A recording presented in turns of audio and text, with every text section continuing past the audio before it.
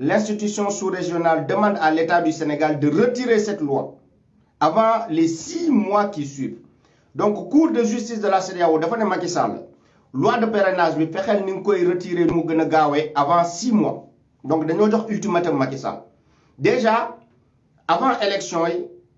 lu jiitu élection yi mooy loi de parrainage loolu ñëw na remettre en question tout le processus électoral. Ça veut dire Macky Sall du président boo xam ne il a été élu suivant ay règles yu jub Macky Sall ci njublang la lañ ko falee. Donc à partir d'aujourd'hui Macky Sall du président bu légitime c'est officiel. Cour de justice de la CEDEAO moo ko wax. Cour suprême CEDEAO moo ko wax la Cour suprême déglu leen Cour suprême de la CEDEAO moo ko wax. Donc elle demande à l'État du Sénégal de supprimer cette loi déglu leen de voilà donc nee nañ ko supprimer loi parrainage bi parce que du loi boo xamante ni démocratie mun na ko nangu. Voilà l'Union sociale libérale qui a gagné, comme quoi Macky Sall a 6 mois pour retirer cette loi sur le parrainage. Mais je dis, est-ce qu'ils ont ajouté ce qu'il ne le fait pas? Ils vont lui envoyer les troupes de la CEDEAO. Voilà, donc Macky Sall, bu bañee retirer loi bi, comme maître Tine ni ma ko waxee sànq au téléphone, il y a des mesures yoo xamante ni dañ koy contraindre moom Macky Sall pour mu respecter ko. Mun nañu envoyer ay soldats Sénégal pour ñu imposer cette mesure. Comme Macky Sall xam ngeen li moo tax woo nit ki nga xamante ni moom moo nekk au cœur de cette affaire mu baax. Balaa ma def direct bi j'ai pris le soin ma wax d'abord ak monsieur Tine maître Abdoulaye Tine lu ma expliqué mooy Yaya Jammeh Macky Sall dafa dem demander Yaya Jammeh pour ay affaire non c'est le même cadre figure CEDEAO bu mu joxee mandat Macky Sall pour mu envoyer ay soldats Gambie contre Yaya Jammeh CEDEAO décision CEDEAO moom moo ko jox mandat boobu pour mu envahir la Gambie CEDEAO Macky Sall bu bañee retirer loi parrainage bi 6 mois yi bu weesoo 6 mois yi CEDEAO mun na envoyer ay soldats pour ñu dem jëli Macky Sall au palais déggoo leen ma de Macky Sall du président bu illégitime Macky Sall bu bañee tey retirer loi parrainage bi CEDEAO mun na envoyer ay forces de l'ordre au Sénégal parce que du président boo xam ne mu ngi respecter démocratie. Donc cette décision là vient chapeauter toutes les décisions yoo xam ne justice Sénégal mun na ko kii parce que c'est une décision internationale déggoo leen ma de Macky Sall est foutu. Donc yow Macky Sall par la force da ngay retirer la loi sur le parrainage et tout ce processus électoral boo xam ne organisé nga ko c'est à remettre désormais en question. Tu n'es plus un président légitime au Sénégal. Donc sénégalais yi à partir d'aujourd'hui mun ngeen dem jubali ji palais ngeen jëli Macky Sall palais déggoo leen ma de Ousmane Sonko dafa newoon ñu bàyyi ko fii pour la démocratie léegi démocratie nee nañu Cour suprême CEDEAO nee nañu Macky Sall loi de parrainage bu mu créé Sénégal loi bu injuste la du loi bu légitime loi bu légal. Cour de justice CEDEAO nee na ko pour mu retirer loi bi au bout de 6 mois na ko retirer bu ko retirer wul CEDEAO sax dina envoyer ay forces ay armée Sénégal pour ñu imposer Macky Sall décision boobu noonu wala ñu jëlee ko fa. Donc à partir d'aujourd'hui tous les Sénégalais yu doon wax démocratie nangul ñu jëlee président bu légitime boo xam ne Sénégalais ñoo ko fal ñu jëlee ko palais à partir d'aujourd'hui décision boobu noonu ce n'est plus d'actualité. Macky Sall nekkul président bu légitime ci Sénégal et CEDEAO ñëw na prouver ko à partir d'aujourd'hui mun nañu manifester dem jëlee Macky Sall palais yóbbu ko ci justice yu gën a mag ci àdduna bi ñu jàpp ko tëj ko fa. déggoo leen ma de laaj leen homme politique yépp yu leen neex après décision CEDEAO bi nii est-ce que Macky Sall est un président légitime au Sénégal. Donc à partir d'aujourd'hui démocratie falul Macky Sall déggoo leen ma de ñépp ñuy tudd démocratie pour ñu bàyyi Macky Sall au pouvoir envoyé leen ma leen vidéo bi ne leen décision CEDEAO bi nee na Macky Sall démocratie falu ko donc Macky Sall du président Sénégal. À partir d'aujourd'hui, vous avez le droit, yéen ñi ñëpp doon hésiter, de dire que Macky Sall n'est pas le président démocratiquement élu au Sénégal. Sénégalais yi faluñu ko sàcc ko fi teg njubla nga ko fi teg njuuj njaaj moo ko fi teg déggoo leen ma de mun ngeen ko lire képp kuy dute rek article baa ngi nii mun naa leen woon article bi continuer leen partager vidéo bi donc ñun ñi doon ne dañoo war a déloger Macky Sall CEDEAO ñun la ñëw jox dëgg ñun ñii doon taxaw ne dañoo war a déloger Macky Sall CEDEAO ñëw na renforcer ñu ci suñu décision boobu ñun ñoo nekkoon ci yoon dañoo war a déloger Macky Sall parce que du président bu légitime déggoo leen ma de démocratie falul Macky Sall te déglu leen ni nañu liiraat nañu continuer leen partager vidéo bi nee naa leen ñun duñu waxantu ñun duñu def ay direct pour di kebetu di kii ñun luñ leen wax lu ne xam nañ lan moo tax ñu wax leen ko Kayz-Fof bu leen encouragé pour ngeen dem jëli palais Macky Sall palais am na ban raison moo taxoon Kayz-Fof ne dem leen jëlee ko palais waxuma ko nii pour neexoon ay nit dama ko wax parce que c'est ça la vérité dañoo waroon dem jëli Macky Sall palais te léegi nag la ñu am plus de légitimité à le faire léegi nee nañu c'est la Cour de justice de la CEDEAO qui a rendu ce verdict demandant à l'État du Sénégal de supprimer cette loi. Nous avons été informés que c'est l'Union sociale, ils vont lui envoyer des troupes de la CEDEAO. Voilà. Donc, Macky Sall bu bañé dañ koy envoyer ay troupes de la CEDEAO. Comme nous jëlé Yaya Jammeh Gambie, non lañ koy jëlé mom tamit au Sénégal. Bu bañé retirer loi sur le parrainage. Gis nga mandat bo amone pour dem fekk Yaya Jammeh envoyer ko ay soldats sénégalais. De la même façon, si tu refuses de retirer cette loi-là, CEDEAO non la lay envoyer ay soldats ñu dem jëlé la fu nga nekk yow tamit. Gis nga Yalla Yaya Jammeh instant xamna mu ngi fecc. Mu ngi ne cey Yalla suñu borom Yalla juge. Yalla moy juge. Macky Sall fi law dem uti mandat pour dem déloger Yaya Jammeh. Té même mandat bu mu dem wuti CEDEAO jox dina ko jox Sénégal mom bu bañé retirer la loi sur le parrainage. 6 mois lañ ko may, ultimatum 6 mois. Donc continuez à partager. Gis naa ni vous êtes 300 personnes à partager cette vidéo. Ndaw na lool nañ ko gëna yok sama gaay. Touti na nañ ko gëna yok. Xaar leen ma partager ko ci sama page. Ma gëna ñëw xóotal discussion yi. Voilà, partager waat leen ko, partager waat leen ko. Instant bi waroon na fekk 1000 personnes partager nañ ko ba paré hein.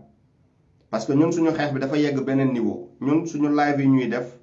ce n'est pas ay live bu xalé. Li ay live bu borom bop yi la. Hein? Voilà. Légui. Donc, Cour de justice de la CEDEAO, ma lira la suite. Macky Sall, tu as 6 mois, ultimatum 6 mois. Légui avant 6 mois, sama gaay man lima len di ñaan puisque CEDEAO rendre na verdicton. Néna Macky Sall du président bu légitime. CEDEAO moko wax, du Kayz-Fof moko wax de. Ousmane Sonko waxon nako fan yele ñu naan wa lan motax Ousmane Sonko sa yu muy wax ci Macky Sall mu naan mom reconnaîtreul Macky Sall. Way yow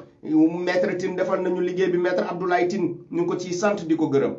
Mom defal nañu liggéey bo xamanteni ñew na deggal Ousmane Sonko lu muy wax chaque jour ne Macky Sall du président bu légitime. Si motax sax man damay inviter maître Abdoulaye Tine à travailler suma ko wowaté parce que sank ñu ngi doon wax au téléphone. Suma ko jotaté dina ko inviter à travailler avec Ousmane Sonko pour l'intérêt du Sénégal parce que c'est quelqu'un de très très brillant. Émission bu ma len doon wax mom ak Pape Djibril Fall ñoo taxaw. Pape Djibril Fall diko envoyer ay questions ben ndaw diko envoyer ay questions. Ñu dafa boycotter processus bi. C'est pas parce que mom amul parrainage de. Dafa boycotter parrainage parce que néna c'est injuste et illégitime. C'est pas légal. Dafa boycotter parrainage. Mu dem ay journalistes ñukoy naan yow dal ni nga amul parrainage motax nga bëgg attaquer Macky Sall quoi. Mu ne len non. Man dama xam droit.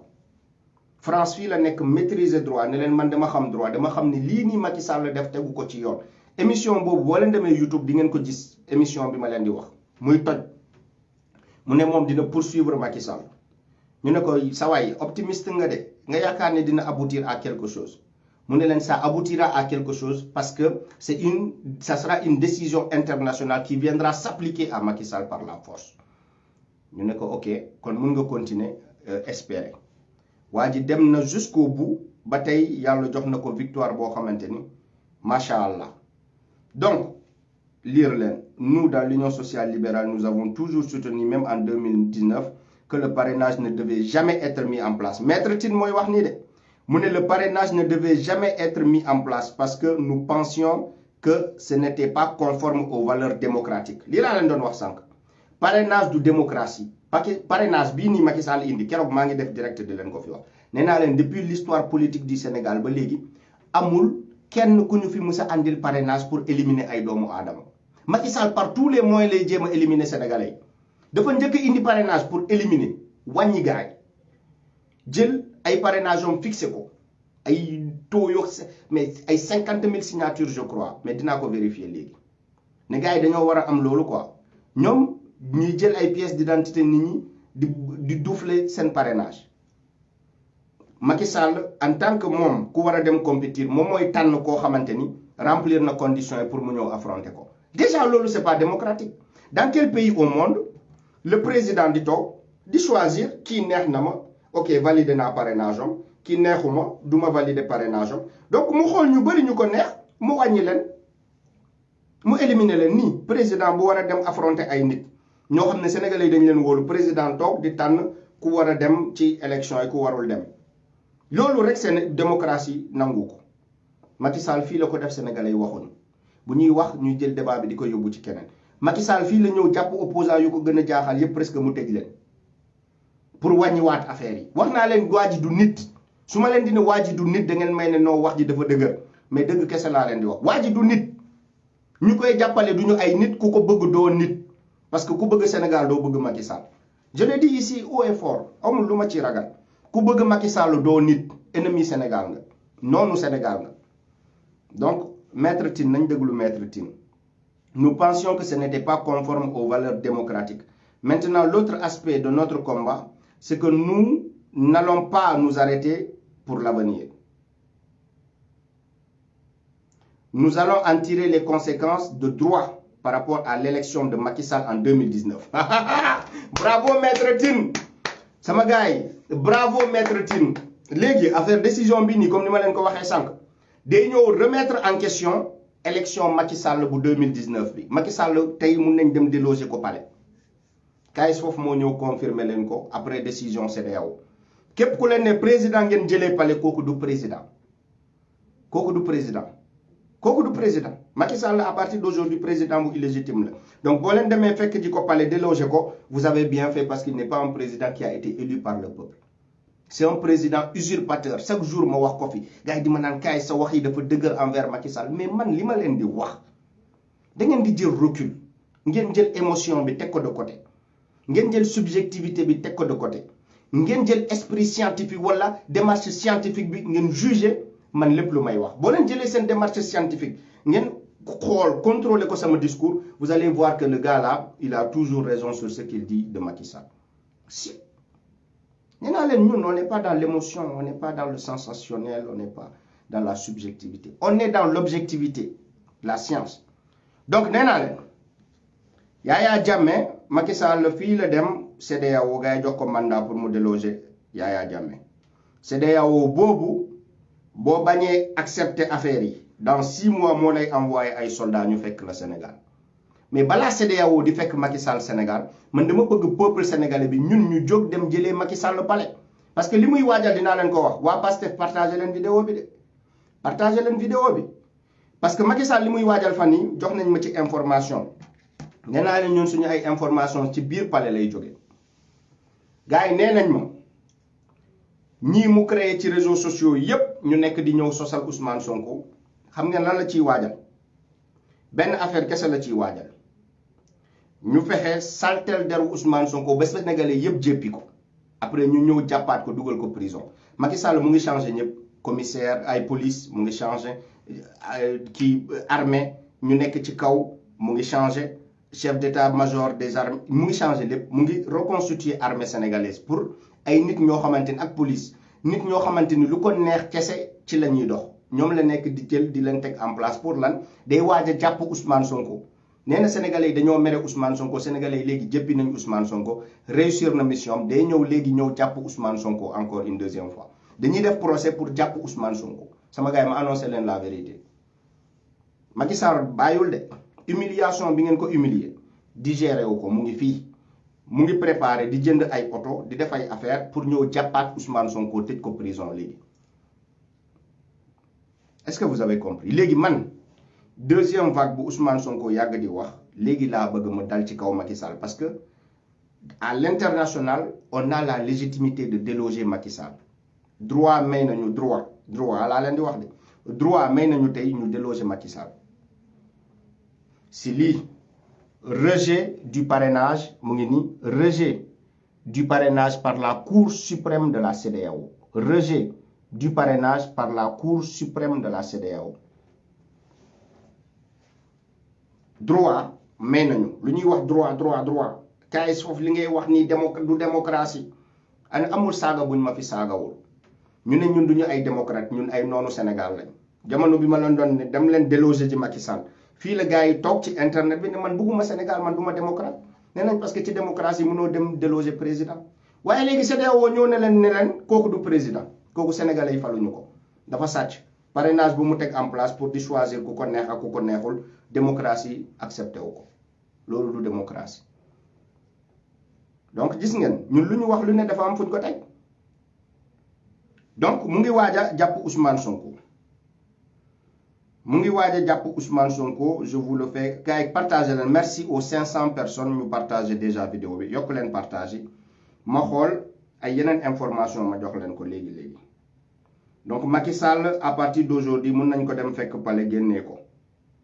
wax leen ko sénégalais ngir yàlla partagé leen vidéo bi sénégalais yi dégg message bi lii important na parce que sénégalais yi boo waxee dañ leen ne ji loolu coup d'état la tudd du coup d'état CEDEAO nee nañu Macky Sall parrainage bi c'est illégal te parrainage boobu mooy départu élection Macky Sall CEDEAO nee nañu parrainage boobu démocratie nangu ko donc c'est injuste donc Macky Sall si injustice la nekkee président donc ça remet en question son élection de 2019 déggoo leen ma de parrainage lu CEDEAO décidé nii ça remet en question l'élection de Macky Sall en 2019 donc Macky Sall du président Sénégal du président il n'est pas le président il n'a plus de légitimité en tant que président donc mun nañ ko dem génne palais à partir d'aujourd'hui mun nañ ko dem génne palais à partir d'aujourd'hui déglu leen ma liiral leen ay actualité ngeen dégg su ma leen di wax ngeen yaakaar ni ñun dañoo nekk ci internet bi di caaxaan ñun lu ñuy traité ay affaires yu important on traite des choses très très importantes xaar leen ma liiral leen lu fi xew xaar leen je vais vous lire ça tout de suite attendez il y a d'autres informations partagez waat leen pare gu ma ci Macky Sall il y a d'autres informations yu ma am yu ma leen bëgg a jox donc partagez leen vidéo bi voilà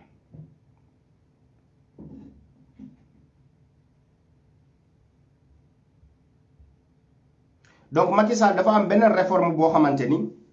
ancien premier ministre yi daf leen bëgg a jox 10 millions de francs CFA ancien premier ministre Sénégal yi Macky Sall dafa toog mu ne bon man Macky Sall gars yi buñ ma dàqee avant 2024 luñ ma nar a fay dafa ndaw quoi xam ngeen président ancien président yi dinaa xool léegi ñaata lañ leen di fay ñooñu ay millions yu bëri la ñuy jël di leen ko jox ñu koy noosee nekkatuñu président Sénégal waaye ñu ngi jël ay millions Sénégal di ci blow mais xaalis boobu Macky Sall da ko xeb ak lépp lu mu sàcc ci Sénégal donc xaalis boobu Macky Sall xeb na ko léegi puisque moom nekkoon na ancien premier ministre xool égoïsme Macky Sall ak médiocrité ak esprit tordu wu Macky Sall laa leen di expliquer de déglu leen ma de esprit tordu wu Macky Sall moom ancien premier ministre la donc moom dafa bokk ci mbir mi ci 10 millions yi moom buñ ko falul 2024 moom dafa nar a am salaire am en tant que président amaat salaire en tant que ancien premier ministre 10 millions par mois léegi ñu xool salaire u ancien président Sénégal ñaata la partagé leen vidéo bi nee naa leen ay information laa leen di jox tey nee naa leen ay information laa leen jox partagé waat leen vidéo bi salaire ancien président de la République du Sénégal lépp dina leer kenn dootul manipuler Sénégalais yi loolu bu ñu leen ko waxee gëmoo leen ko woon de mais jeex na salaire ancien président du Sénégal comme ça ñu xool loo xamante ni kenn du fi wax c'est faux voilà les ex-présidents du Sénégal sont les mieux payés au monde déglu leen de anciens présidents du Sénégal ils sont les mieux payés au monde déglu leen cif nanana ok voilà léegi man montant bi laa bëgg a gis li ngeen di expliquer yëpp neexuma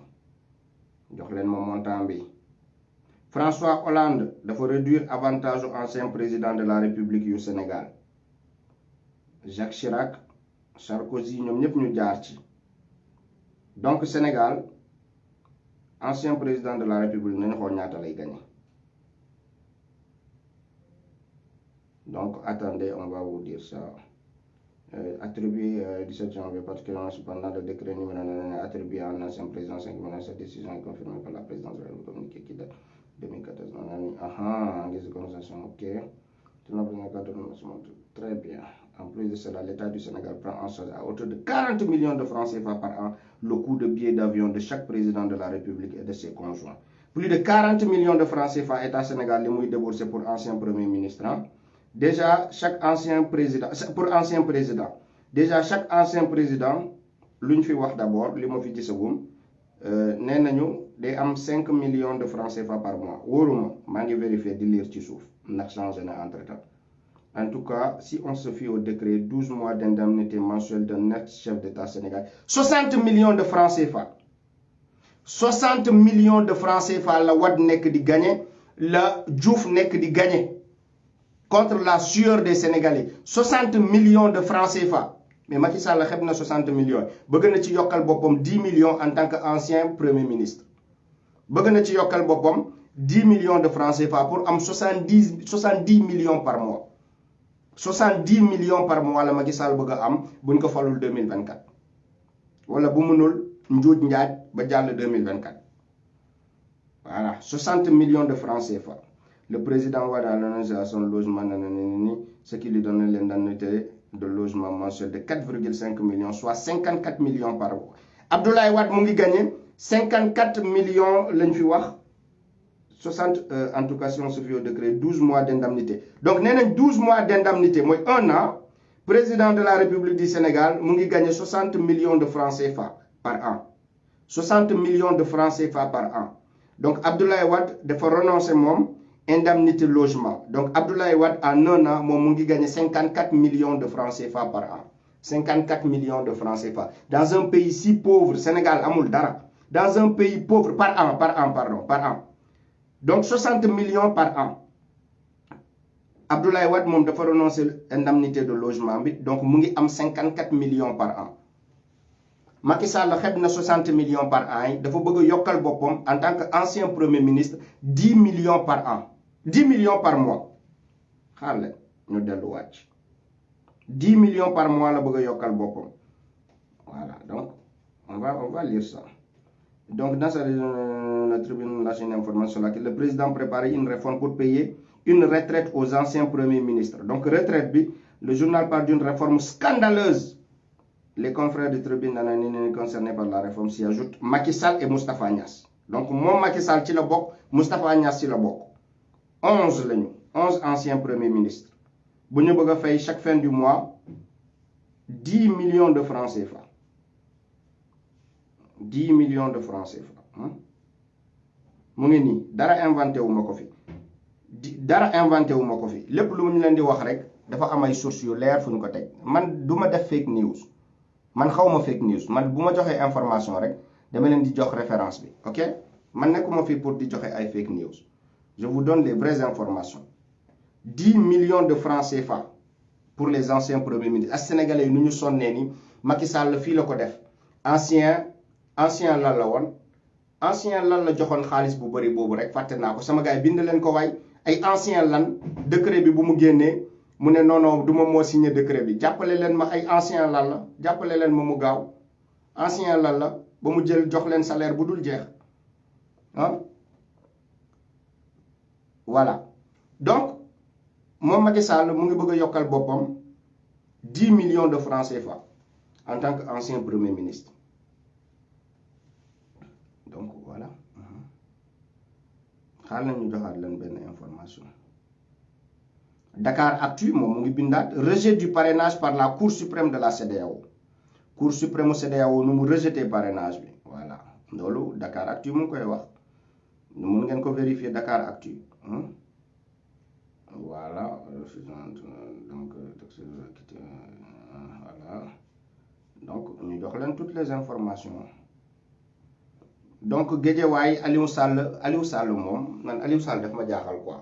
waa Guédiawaye dañoo revue de la presse laa leen di defal nii de donc partagez leen vidéo bi pour votre remerciement pour votre participation ngeen partagez vidéo bi bés ay bouton cœur rien que pour dire merci parce que xam ngeen ci weeru koor laa nekk kun toog nii lekkul naanul maa ngi ñëw dog léegi nii di wax pendant tout ce temps là au moins war ngeen koo encourager donc partagez leen vidéo bi voilà donc nee nañ Aliou Sall mu ngi jaxase Guédiawaye mu ngi jéem a tas Guédiawaye voilà donc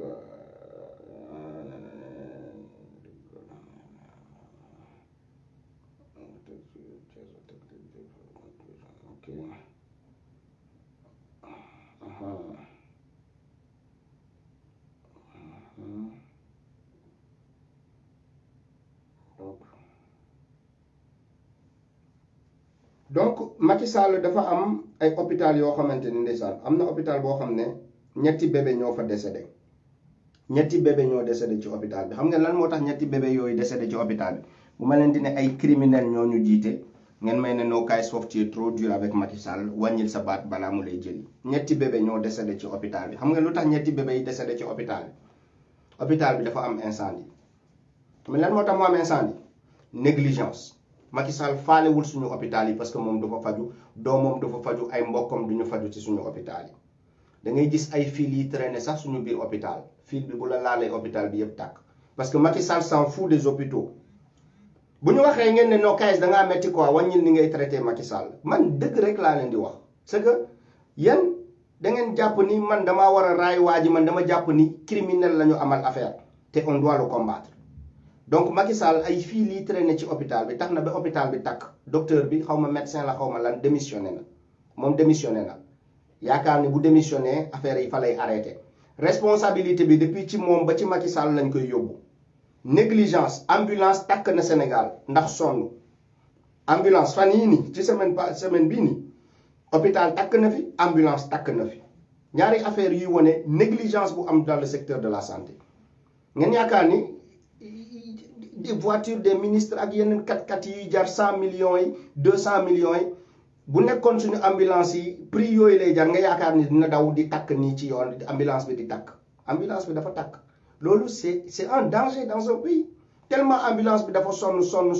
duñu changer 4 bébés voilà Khadim Samb baal leen ma ñetti bébé laa wax 4 bébés baal leen ma 4 bébés la 4 bébés waaw 4 bébés vous avez raison non 4 bébés la 4 bébés laa lire man 4 bébés là gars yi nee nañ 6 bébés pas 3 non 4 laa lire 4 la 4 laa lire pas 6 4 bébés 4 bébés ñoo dee ñoo takk ñoo lakk ba xëm 4 bébés ngeen ne ñun ñooy criminels yi ngeen ne Kayz Fof mooy criminel 4 bébés nga teg leen ci ay conditions insécurité boo xamante ni incendie bu fa déclaré wu 4 bébés yëpp dañoo dee ñuy étouffer affaire bi bëgguñu mu jëm kaw bëgguñu information bi jëm kaw waaye Kayz li mu dëgg rek xam ngeen ni siw na 4 bébés ñu lakk ba jeex tàkk parce que Macky Sall jabaram demul ci hôpital yi doomam demul ci suñu hôpital yi ay mbokkom Aliou Sall demul ci suñu hôpital yi ministre mi demuñu ci hôpital yi kële mu ngi fii nii faju uti naa hôpital bi ba sonn pour ñu dem débrancher ji ko gisuma hôpital bi Yaxam Mbaye uti naa information ku képp ku xam fu Yaxam Mbaye nekk ci hôpitalu France yi bu dee delluwul ba léegi Sénégal wax leen ñu ko ñu dem fekk ko foofu débranché ko ngir yàlla wax leen ñu Yaxam Mbaye fu mu nekk parce que ñi ay criminels lañu il tue le peuple et ñoom ñuy ñëw faju fii nii il tue le peuple benn yoon doo dëgg doomu ministre dee na ci suñu hôpital yi ndax incendie bu fa am yéen da ngeen baax yéen Sénégalais vous êtes gentils vous êtes un peuple boo xamante ni ay xar lañ leen mujjee def takk leen ay buum parce que doo leen mës a dëgg doomu ministre dee na ci incendie kat doomu ministre dee na ci incendie doo leen mës a dégg ñu leen di naan doomu député non pas doomu am na député yoo xamante ni ñu ngi faj seen mbokk yi comme Ousmane Sonko ci Sénégal déjà doomam yi ci hôpital ci école publique yi lañ nekk di jàngee loolu c'est exemplaire dans le Sénégal déjà donc Macky Sall doo leen mës a dégg ay mbokkam dee nañ ci hôpital yi ñu ngi France fii la ñuy deewee bu ñuy dee sax France fii la ñuy deewee donc ñun suñu doom yi mun nañu làkk 4 liir ay bébé 4 liir mun nañu takk ci hôpital mun nañu wax ana lu gën a metti loolu pour les parents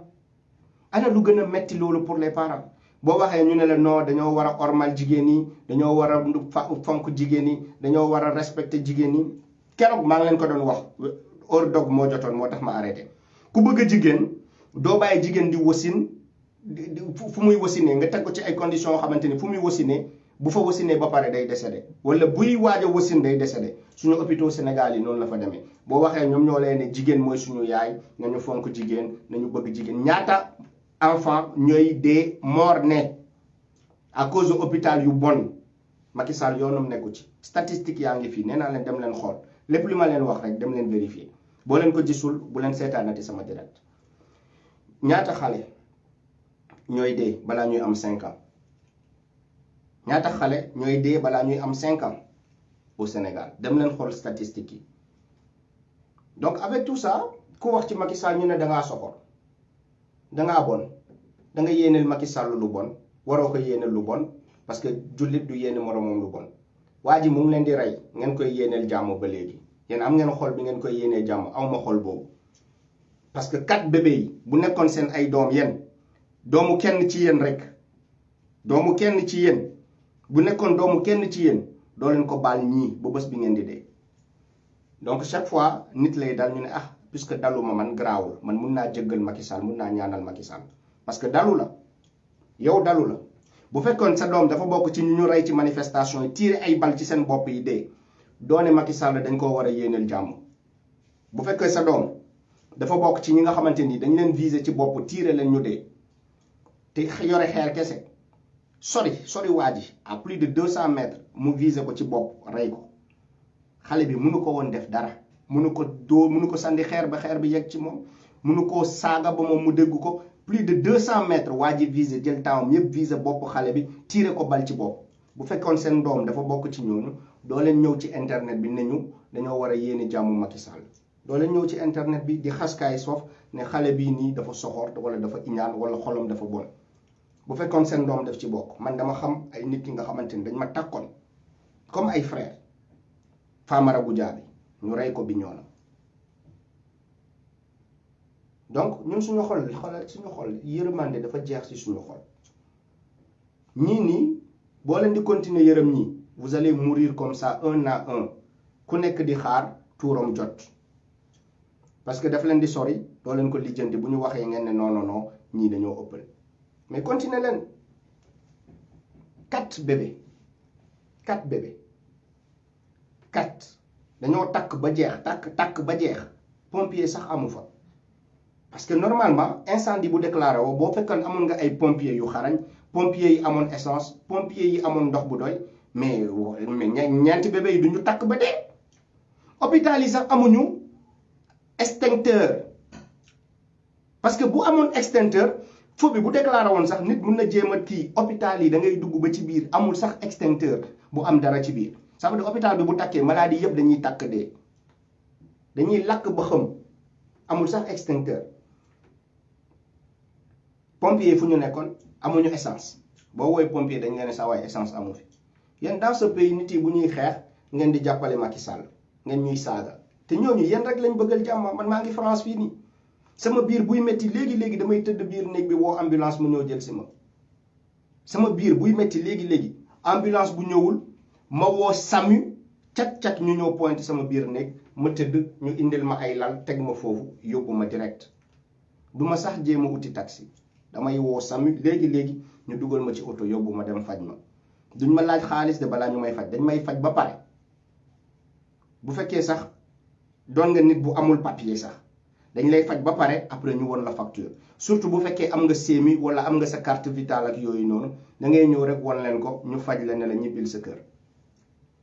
dama leen di wax ay réalité yoo xam ne man dunduma ko yéen laa yërëm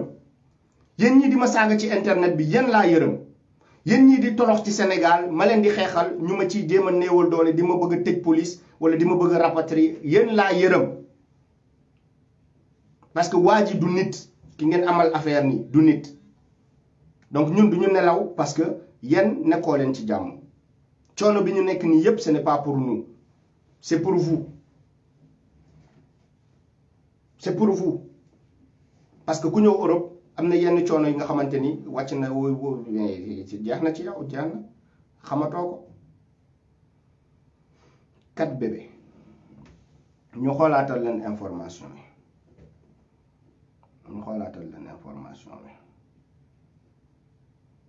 donc léegi dernier scoop bi laa leen di indil dernier scoop bi waaw loolu nag sama tantine bu baax moom moo ñu ko indil bu tudd Fatoumata Danso waaw moom moo ñu indil scoop bu extraordinaire donc fan yi dama def direct nee naa leen KS Fof du sosal nit lu lépp lu leen KS Fof wax rek jàpp leen ko comme téere ngeen yóbbu ko léegi puisque bot kii ngeen dama leen di reetaan loo tuuti parce que ci weeru koor lañ nekk xam nga li ma leen wax nii yëpp dafa metti ci seen xol te loolu tamit bugguma ñu séparé woo noonu léegi dama leen di woon benn scoop boo xamante ni suñu tantine moo def liggéey d'investigation pour nous ñëw xamal leen ñi nga xamante ni ñu ngi attaqué Ousmane Sonko chaque jour ba pare di fen boo waxee ñu ne la dama nekk télétravail boo xamante ni ci mbindaan nga koy defee anam mbindaan buy def télétravail ci liggéeyu ménage wax leen ma bañ noo koy ménager xanaa da nga koy bluetooth wala da nga koy wifi liggéeyu ménage boo xamante ni nit yi bu ñu waxee nga ne non damay télétravail ñooñu ñoo nekk tey dina ñoom ay ñu chevronné lañu ñoom ñoo war a ñëw juger Ousmane Sonko ci seen tribunalu Facebook léegi déglu leen lii déglu leen investigation bu Fatoumata Danso def parce que démb dama déggante ak moom mu ne ma mon fils ma ne ko oui mère mu ne ma mon fils man xam nga ni man investigatrice la ma ne ko bu mag sax mu ne ma xeex bi man bugguma ci woon dugg ma ne ko na am dëgg la mu ne ma xeex bi man bugguma ci woon dugg waaye dégg naa femme de média sos yu mu sosal na la nee na yow da nga ne dina décédé day dee ma ne ko si boobu man maa ko moomoon dégg naa intervention bi man maa ko moomoon gisoon naa ci sama bopp man tamit amoon naa ci sama wàll man mii nga xamante ni je n'ai rien à voir dans ce combat man Fatoumata Danso ma ne ko jeegu Caterpillar mu ne ma si man la ma ne ko ok ma ne ko kon dañ la ci boole mu ne ma si man tamit dama ci amoon sama wàll te xam nga ni ci li ma dugg rek day leer nañ ma ne ko si mu ne ma man dama la mëneel enquête centrale nucléaire ba dama am numéro bi ma ne ko ay tantine yow tamit yow yan renseignement généraux ngay liggéeyal mu ne ma man mii rek renseignement la ma ne ko si xam naa loolu mu ne ma dem naa uti ji ay information ma ne ko wax ma mu ne ma woote naa ci centrale nucléaire bi cadre responsable ci cadre yi liggéey ci centrale nucléaire en tant que sénégalais nga bokk ci cadre yi nga xamante ni yow la ñuy dënk caabi bi pour nga koy ibbi en tant que haut cadre ci centrale nucléaire bi ma ne ko tant loolu jaaxaloon na ma mu ne ma bu mu la jaaxalati am naa ci lu leer ma ne ko lu leer li mooy lan mu ne ma woote naa kenn xamul femme de média foofu ci cadre yi ma ne ko nootanti nag may nax mu ne ma nee naa la ci cadre yi kenn xamu ko ci femme de ménage yi ci la war a bokk ma ne ko ah bon mu ne ma si léegi tey moom mii dafa defal boppam liggéey d'investigation en direct pour sénégalais yi xam façon nit ñi nga xamante ni nee na ñoom dañoo xarañ ñoom dañoo toj Sénégal ñoom ay ñu chevronné lañu boo déggee tubaab di naan chevronné mooy ki nga xamante ni ci métier moom àgg na au summum ku chevronné ça veut dire kooku kenn mënu ko waral ci wàllum journalisme ñoom dañoo chevronné keroog ma ne leen nit bu aay fii nii nga nekk nit ku ñuul nga nekk aay ci métier bi dañ lay gisee BFM TV ñu gisee la CNews ñu gisee la TF1 ñu gisee la France 24 ñu gisee la TV5 nga nekk nit ku ñuul xarañ am ay diplôme de journalisme boo fi ñëwee doo chômer force gars yi dinañ la gis ci benn télé parce que journaliste France du chômer te ku am diplôme journalisme bu baax doo ñëw France fii nii di chômer donc Sénégal ay nit la ñoo xamante ni dañuy dem ci benn école de communication ñu ñëw ne journaliste la école de communication bi da nga koy fay ay 20 000 francs par mois ay 15 000 francs par mois ay 30 000 francs par mois nga fay ko pendant 6 mois ñu génn jox la benn diplôme en communication nga génn nga ne man journaliste la xam ngeen Sénégal kan mooy journaliste ki nga xamante ni man dama koo jox cër bu waxee moom du ma wax ah Père Adama Gueye journaliste bu bindee da ngay xam ne lii journaliste moo ko bind Père Adama Gueye bu bindee xale yi dañuy ibbi dictionnaire di lire xam ne père bi diplôme journalisme bi utiwu ko ci ay caaxaan daf ko am mu lew ko ñooñu ay journaliste lañ bu ñu bindee ñëpp noppi bu ñu waxee tamit français bi ñëpp noppi parce que ci français nga koy jàngee c'est pas parce que complexe laa de may kii français plus que wolof non parce que ci français nga koy jàngee ça veut dire nit bu xarañee buy exprimer wu un peu en français tu sais que au moins jàng bi français la ko jàngee donc il était calé quand il était étudiant comme man bu may wax français xam ngeen doo leen ci tànn ay faute ngeen ne xool leen kay soof nu muy waxee français ñu kokkali ko ci réseaux sociaux yi man samay direct yu bëri ci français laa koy defee donc ça montre que man diplôme bu ma am je n'étais pas des nullards jamono bi ma doon jàng bokkoon naa ci ñu xarañ yi comprendre ngeen parce que Sénégal ñun dañoo tàmm wax olof tellement que boo waxee français sax da ngay ragal nga def ay faute gars yi kii la koo gis mu ci exprimer wu librement war nga xam ne kii jaar-jaaroom parcours bi nekkutoon nulard bref léegi suñu tante Fatoumata Danso dafa def liggéey bu am solo liggéey sociologue yi dañ koy woowee un travail empirique mooy lan mooy un travail de recherche approfondie woote ci mbir lieu boo xamante ni nit ki daf ko tudd ne foofu laa nekk fa cadre nga jël sa téléphone woote vérifier léegi le résultat est ça déglu leen déglu leen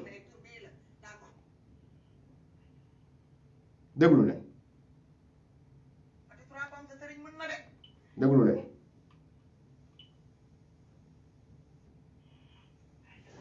déglu leen. Parce que ça m'étonnerait qu'une Sénégalaise qui vient d'arriver, qu'on lui nomme en tant que responsable de la sécurité dans telle centrale de notre pays, quand même. Et vous avez dit un prénom? Mam Mati. Mam Mati, oui. Alors là. M-A-M-E. Mati, M. C'est ça. Alors, effectivement, elle est là, mais pour le moment, elle ne travaille pas sur la centrale. Elle ne travaille pas là-bas? Pour le moment, pour le moment, elle n'est pas encore arrivée. D'accord. Elle fait quoi comme travail là-bas chez vous? Ah, ça, je ne pourrais pas vous dire, je ne sais pas. D'accord. D'accord. Elle est enregistrée, mais c'est tout. Je n'ai pas d'accès encore pour elle. D'accord. Non, c'est tout. Moi, la première réponse me suffit parce que comme elle a parlé de la... Donc, tante bi dafa def investigation depuis démb laa jot information ni cadre yi parce que boo nekkee ci cadre ci benn endroit bu ñu wootee dañuy am liste cadre yi boo nekkee cadre dans un endroit en tant que sénégalais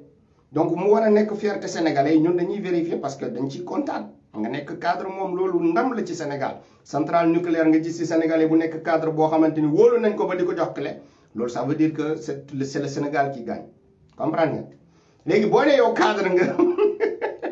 depuis démb suñu maman Fatoumata Danso woote waaye ndeysaan ñu woo ñu ne ko oui on consulte la liste des cadres non madame vous non peut-être que vous vous êtes trompé ce n'est pas ici mu ne non c'est ici léegi déglu leen fii nii maire bi dafa confirmer ba mu wax mu ne si mais du fi nga wax de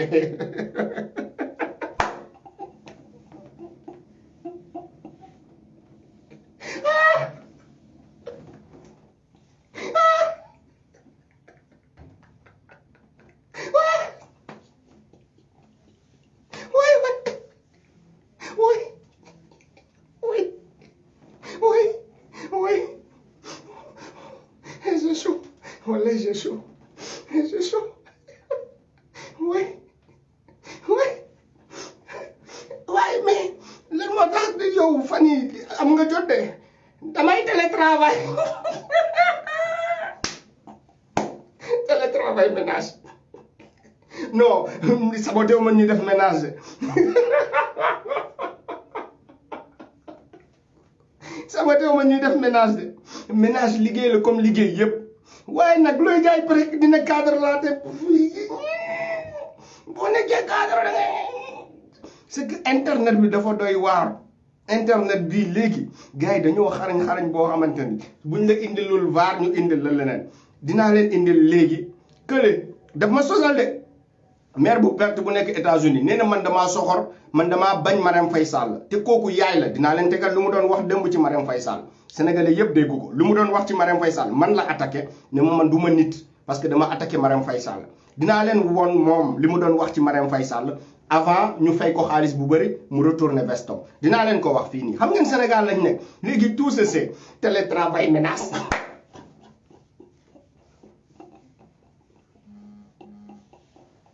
oui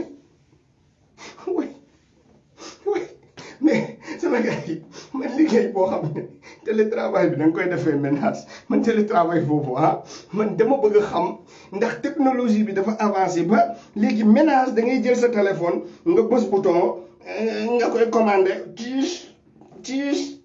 ouais mais attendez moi j'ai envie de comprendre parce que man France laa nekk bu fekkee technologie bi dafa ma raw tamit ngeen expliquez-moi parce que je suis peut-être arriéré. Ah c'est l'heure de la rupture nee nañ ma c'est l'heure de la rupture waaw bàyyi leen ma may leen tuuti bonus garaawul après man xiif moom mun naa ko gérer tuuti donc nee naa leen man dama bëgg a xam peut-être je suis arriéré ménage boo xamante ni da ngay taxaw nga def ko télétravail quoi ndax da nga yor manette ay manette yoo xamante ne tey man dañ ma jël en tant que homme de ménage ñu jël ma entreprise bi ma war fa def ménage ndax ak manette laa koy defee léegi console vidéo la PlayStation la quoi damay bës bouton bës mu bës produit bi non je veux comprendre peut-être que je suis dépassé par la technologie man xaw ma damay laajte rek de damay laajte pour ngeen wax ma ça veut dire que waxuma fi dara lu bon quoi damay laajte rek ndax ménage léegi ak manette PlayStation mun nga defee ménage parce que man ay yu may dëgg yëpp non temps yi damay télétravail laay dëgg ak man ci cadre yi laa bokk léegi ma tegalaat leen lii ngeen dëgg responsable bi lu mu doon tontu suñu yaay bi Fatmata Danso waay déglu leen nee naa leen Ousmane Sonko di ngeen ko bàyyi par la force.